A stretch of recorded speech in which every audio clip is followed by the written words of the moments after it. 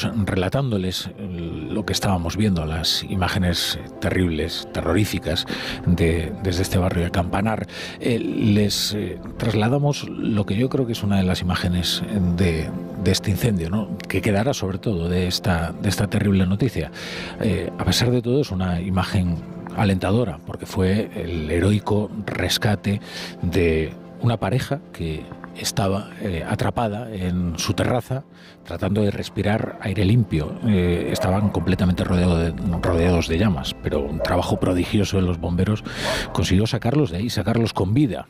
Lo dejaron todo atrás, como todos sus vecinos, lo perdieron todo, pero al menos conservaron la vida. Los bajaron ilesos físicamente. Lo que pasa es que todos nos preguntamos qué clase de conmoción sufre una persona que queda atrapada por el fuego durante horas y que casi da por perdida la vida, y qué clase de recuperación le espera y de trabajo para tratar de recuperar una estabilidad mental. Por eso hemos llamado a nuestra psicóloga, colaboradora habitual de La Brújula, que es María Jesús Álava Reyes, y que nos va a ayudar a entender todo esto. ¿Qué tal, María Jesús? Buenas tardes. Muy buenas tardes, Rafa.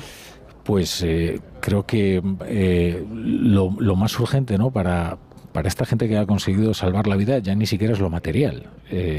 Eso sí, es importante, desde luego, pero hay que recuperar, ¿no?, una estabilidad mental, una salud mental para tratar de salir adelante, ¿no? Sí, y esto es algo muy delicado. Fíjate que en un primer momento, digamos, el estado de shock es tan intenso, tan fuerte, que actúas desde, lo que sería el sistema nervioso autónomo, actúas desde nuestra parte, digamos, de supervivencia. Fíjate que cuando veíamos a esta pareja, pues veíamos cómo intentaban ir de un sitio a otro, cómo intentaban saltar a la otra parte, lo que hacían constantemente. Yo les he visto en algún momento y decían que, relatando un poco los hechos, decían que no se abrazaban entre ellos, porque abrazarse era como darse por perdidos, como de alguna forma despedirse, mientras que en todo momento lo que tuvieron fue una actitud, digamos, de pedir ayuda y muy proactiva. Desde el primer momento se hicieron notar y luego constantemente estaban siguiendo, digamos, las instrucciones de los bomberos. Si nos damos cuenta, en ningún momento perdieron, digamos, el control.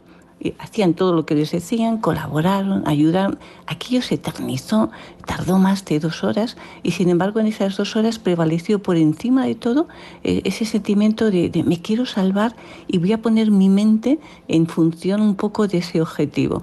Yo les veía esta tarde, luego que les hacían una entrevista, nuestra compañera Sonsoles, en Antena 3, y veía cómo ella relataba el tema y cómo él, el pobre, que además es belga y estaba ahí, pues estaban traduciendo y tal, tenía el micrófono en la mano y estaba con una hiperventilación constante, es decir, estaba temblando aún constantemente. Ayer se salvaron.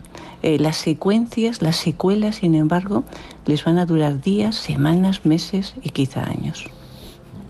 Es tremenda la pulsión de vida, ¿no? Qué poderosa es, ¿no?, que es capaz de sobreponerse a circunstancias casi prodigiosas. De hecho, ayer, como veíamos el incendio, pensábamos que el balance iba a ser incluso mayor, de 10 personas. Bueno, no vamos a lucubrar lo que hubiera pasado en caso de que esto hubiera ocurrido de noche y demás, pero sí, es verdad que la pulsión de vida, las ganas de vivir, llevan a hacer verdaderas proezas. María Jesús, se dan fases, ¿no?, en la aceptación de lo que ha ocurrido. Sí, efectivamente. Se dan como varias fases en esa, digamos, en esa vivencia tan traumática de alguna manera, ¿no? Puede haber personas que en un momento determinado entren como en una experiencia de fase, digamos, de incredulidad, ¿no? Es como que sienten, pero esto realmente ha ocurrido, y se pellizcan una y otra vez, como diciendo, no ha podido ser, ¿no? Posteriormente entran en una fase como de decir, ¿y esto por qué me ha tocado a mí? ¿Pero qué he hecho yo? ¿Qué es posible, no? Y hay una tercera fase que aparecen ya las reacciones emocionales, y es lo que vemos, las reacciones de angustia, de pena, de tristeza, de ansiedad, de rabia, de auténtica desesperación. Y luego está el sentimiento de pérdida, ¿no? De aquellos que han perdido a un familiar, y esa superación es un trabajo durísimo también, ¿no? Claro, este es un tema tremendamente delicado, donde las personas que estamos a su lado lo que tenemos que hacer es lo que en psicología llamamos un acompañamiento, ¿no? Es decir, hay que estar al lado de esas personas para que puedan abrirse, expresarse, bueno, lo que llamamos la ventilación emocional. Y nuestra actitud, y esto es muy importante, tiene que ser de escucha, de afecto y de empatía. No, por favor, no les preguntemos. No les preguntemos constantemente qué es lo que sucedió, porque volverían a revivir la tragedia. Lo que tenemos que hacer es acompañarles, y acompañarles quitándoles cualquier sentimiento de culpa que puedan tener, que casi siempre surgen, Rafa. Intentar, por otra parte, bueno, que rápidamente su mente esté ocupada en otras cosas. Hay que ayudarles a que vuelvan, en la medida de lo posible, a sus actividades cotidianas, que es la mejor terapia ocupacional. Pero fíjate, llegará un momento en que empezarán las preguntas, los lamentos, bueno, toda la información que les podamos facilitar, ¿vale? Pero sobre todo, de nuevo, tiene que ser esa escucha. Y lo que más pueden temer estas personas es el olvido. Es decir, no nos olvidemos, ahora estamos todo el mundo pendiente, se sienten muy acompañados, bueno, están en el centro de todas las atenciones, pero va a llegar un momento que no sea así, y que entonces tendrán esa soledad terrible, y esa soledad, además, ese dolor, esa impotencia, en el que parece que ya dentro de un tiempo que no tendrán como derecho a quejarse, ¿no? Que se van a enfrentar a esa tarea de reconstrucción, pero en un estado de gran fragilidad emocional. Esa situación es muy desesperanzadora. Oye, y en cuanto a los niños, ¿cómo los niños son capaces de absorber una experiencia tan extrema como esta?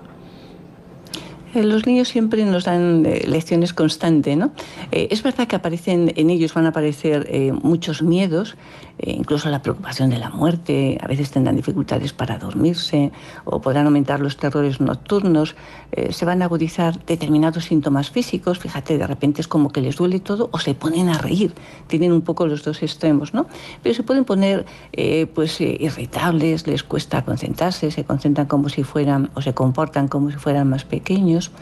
Pero para los niños va a ser fundamental el modelo que tengan. Es decir, si ellos ven las personas adultas que están alrededor con cierta seguridad, ellos van a intentar reaccionar con seguridad. Es decir, tienen una capacidad de reacción infinitamente mayor de la del adulto, pero va a depender en gran medida de ese modelo que nosotros les estemos dando como adultos, ¿no? Tendremos que tener mucho cuidado, Rafa, en no facilitarles demasiados detalles de los hechos y no decirles más allá de lo que puedan asumir en cada momento. Este es un error que se comete con mucha frecuencia.